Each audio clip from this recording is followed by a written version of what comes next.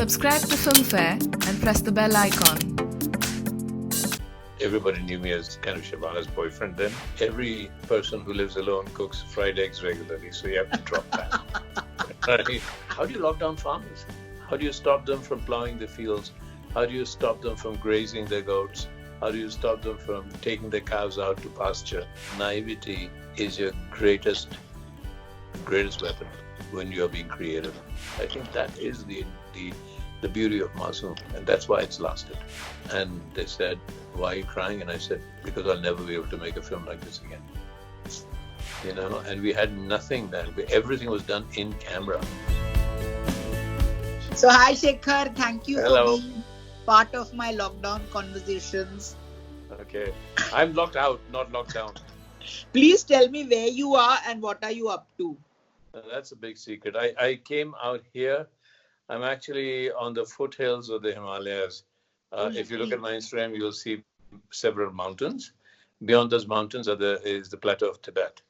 This is the old route from where traders used to go to Tibet, take foodstuff and things and bring back salt. And actually the old pilgrims in the ancient times used to go to Kailash and Mount Sarovar from here. So I'm here, and I thought when I come here, there's some glaciers because I'm really interested in water issues. And there's some glaciers that are very active in providing water to the valley here. And I wanted to photograph them and leave them because, you know, when you see pictures of glaciers from 10 years later, 20 years later, it's a big, big call to say, what are we doing to the greatest resource of water in the whole planet? So I wanted to go and photograph those glaciers. So but then I got locked down here. And so what is your routine during the lockdown? Do you cook at all? No, I'm in a village and I'm very well looked after. There are some friends of mine actually who are interested in the Himalayas also, and they have a small place here. And even though it's locked down, it's a village. So when I wake up in the morning and I look out as the sun rises, I can already see the farmers, hal chala rahe ho, you know, and then I see all the women, you know, going out to collect firewood, because without that they can't cook, because in the lockdown the gas is not coming. And then I see kids playing cricket. But yesterday I heard some cops came and stopped them from playing cricket. But it's so far off. And then I was thinking, how do you lock down farmers? How do you stop them from plowing the fields? How do you stop them from grazing their goats? How do you stop them from taking their cows out to pasture? And so when they go out, I sneak out also. Do you cook at all? I'm not been cooking while being here because, you know, at high altitudes, cooking is a little different because the pressure is lower. So I cook. Yes, I cook a lot at home.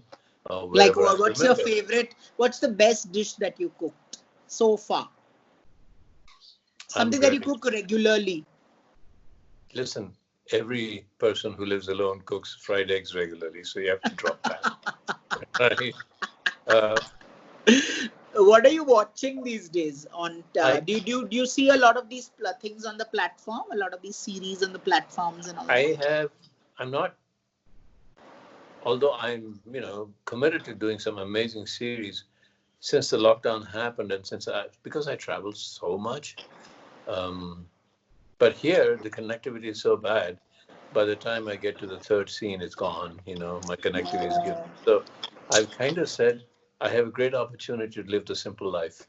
Let me take you back to the movies, to the halcyon days of your past.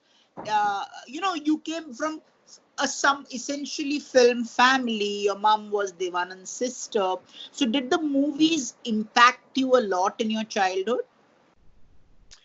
I was from Delhi. I went to university in Delhi.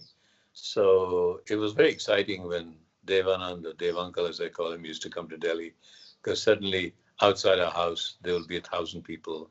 It was very exciting getting into the car and driving and finding people who said, Devanand, and then watching Goldie Uncle Bijanand coming and shoot. But my interaction was much more when they came to Delhi. When I went to Bombay, it was much more the excitement of being in Bombay as it was then. So yes, it impacted me because I was his nephew or their nephew. But in other words, their lifestyle didn't impact me. So I guess your question is, did it influence my why I left being a chartered accountant to becoming a filmmaker? I guess so, but it's difficult. I just got very interested in photography, very, very interested in photography. And I realized I was very attracted to storytelling on moving pictures or storytelling through photographs. And that's what developed interest in my film. Also, I didn't want to be a chartered accountant for the rest of my life. I think genetically it probably did drive me, genetically. Yeah. Because whether I was influenced in another way, no, I don't know. I don't think so. Every Indian I know, including me, says Masoom, Bandit Queen, and of course Mr. India has a seminal influence on their lives. When you set out to make Masoom, what was it? Also, you were making it with Gurudutt's brother, who was the producer of the film. So did you all discuss Gurudutt a lot? And how did this entire collaboration come? I mean, just recalls a few incidents. It's very. David Dutt had made a film called Akrosh, if you remember. With Yes, Govind of course. directed it. Beautiful. And I saw Akrosh. I went to a trial. I loved the film so much. I was in Delhi. I was driving down golf links, and there's a petrol pump there. And I stopped at the petrol pump, and there was another guy. And I said, "Hey, we realized we were school friends." And I said, "What do you do?" He said, "I'm a film distributor in Delhi. My father's a film distributor." And I said, "Oh, I just saw this film called Akrosh. That's fantastic." And he bought it, right? And he bought it, and Devi, that was so eternally grateful to me because nobody was buying the film. It was such a beautiful film. And he said, "Well, why don't you be a director?" That's how it all started. And so maybe if I hadn't met my friend, maybe Masoom would not have happened. Who knows? Who knows about life? Where does destiny take you? And that's how Devi Dutt and I got together. And I've always wanted to make a film. And he said, "Ji, aap kyun nahi film banate?" Main kaha, "Haan, banaunga." "Budget kya hoga?" I had the budget in my pocket. And he said, "Script kya hogi?" I had a script in my pocket. And I had a script called Bardash that I wanted to make with Nasir. And I went off to, he took me to the financier and he said, "Ji, sunaiye kahani." And the poor old financier sat there and he looked so bored when I was going. So I quickly had to make up a story. So I saw a lot of pictures of children on his desk, on this financer's desk. And so I quickly retold the story. And that's how Masoom was born. I just quickly retold the story right there. And he said, "Aji, ye badi achhi, ye banate hain." That's how Lovely. Masoom came about. Yeah. And tell me about your collaboration with Pancham and Gulzar Saab. Gulzar Saab wrote the screenplay for your film, and you were this first-time director, so you must have been with full of ideas, your own ideas. So how was it working with more senior people? And Pancham, you were working with for the first time. अब मैं हिंदी बोलता हूँ, मेरी हिंदी जरा काफी साफ है. उन दिनों तो मैं नया आया था लंदन से. So my Hindi ऐसे कुछ बोलता था कि सुन लो मेरी, So they must have wondered, who the fuck is this guy? This is my language.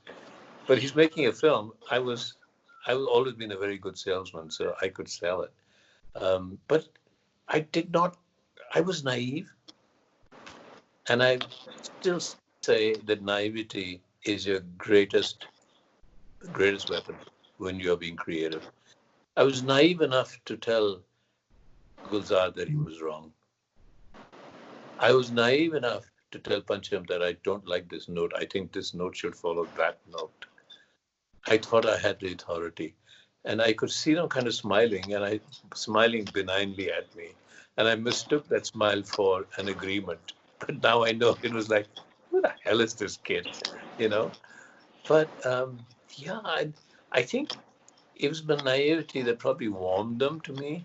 And when I look back at the music and I ask myself, how much influence did I really have about music?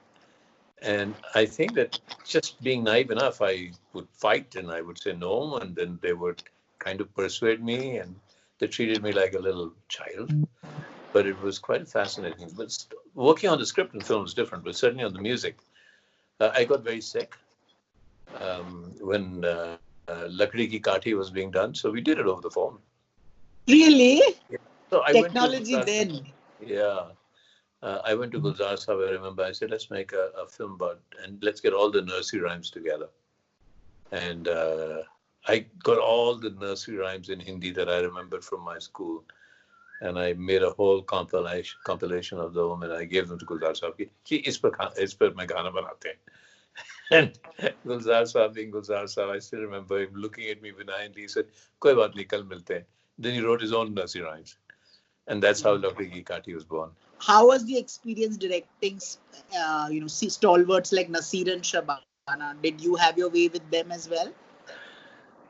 Nasir was very, when he first met me, he was like, who is this guy? He's just, everybody knew me as kind of Shabana's boyfriend then. And I said, who is this guy? But I think I was far more assertive when it came to directing. Far, far more assertive. You know, I'd never been inside an editing room before I made Masoom. I had never assisted anybody. I did not even know at that time, because there was no digital, it was only film. I did not know that there was a sound negative and a sound positive and a picture positive. I knew nothing. But I knew I needed to tell a story. And I've always followed the same thing that I learned then. That's what you're doing, tell the story. If it's not telling the story, don't do it like this. I think that is the beauty of Masoom, and that's why it's lasted. Finally, how do you look back at when you see Bandit Queen today, or you see Mr. India? Do you cringe? Do you feel happy? Is there an incident or something that sort of, do you revisit your films at all? Not at all. I haven't seen Mr. India almost completely since it's released. I have seen Bandit Queen once, because I had to do a commentary on it. And when I saw Bandit Queen, I sat and cried. And my assistant came, and they were not the ones that were with me in Bandit Queen. And they said, "Why are you crying?" And I said, "Because I'll never be able to make a film like this again." It was like I was in a different space. The film did something to me. The guilt of being a man did something to me, because I felt responsible as a man for everything that was done to her. It was a whole attempt. The anger at myself was the anger projected in the film. So how often can you do that? I've never been able to do it again. So it was heartrending for me to watch Bandit Queen, because it was heartrending and saying, my God, I made this film so many years ago. I'm never going to be able to make a film like this. This is so personal, so personal. How are you ever going to do this again? And I hope I can, but I cried because I thought I couldn't. I've seen Mr. India never together, but I've seen it in patches. And you know what comes across to me? It was so much fun. It was so much fun making the film. It was tough because we were going through a lot of, it was tough. Boni had never made a film like that before. I think that actually every film, my actors have been great. They're the reasons, whether it was Kate Blanchett and Lisbeth, or the kids and the parents in Masoom, or it was Seema and the other actors. I've somehow invested myself into the actors, and they've made the film for me. The rest is camera work, and that's all technique, that's all lighting and technique. Collaboration. Yeah, collaboration. But in Mr. India, Sridevi and I intimately work together. And there is love is created between the director and the actors, female or male. It was the same with Sridevi, but also with Nanil. You create a sense of love and you create a sense of trust, and then words become insignificant. What did you say? I remember the Charlie Chaplin scene in Mr. India. I just said, I want you to, I remember that conversation. I said, you're going to look great with a mustache. That's how that conversation started. I just thought, you look great with a mustache. Let me do something. That's how the Charlie Chaplin thing started. And she did it. And she went back and she looked at all the things, and she did a perfect modern, over-the-top rendition of Charlie Chaplin. How long did that scene take to do? 2-3 days, maybe. Yeah. Maybe that, because there's a lot of special effects, visual effects. And remember, they were not visual effects, they were special effects. If you saw the dart going all over, the dart was on a string, and we had nothing then. Everything was done in camera.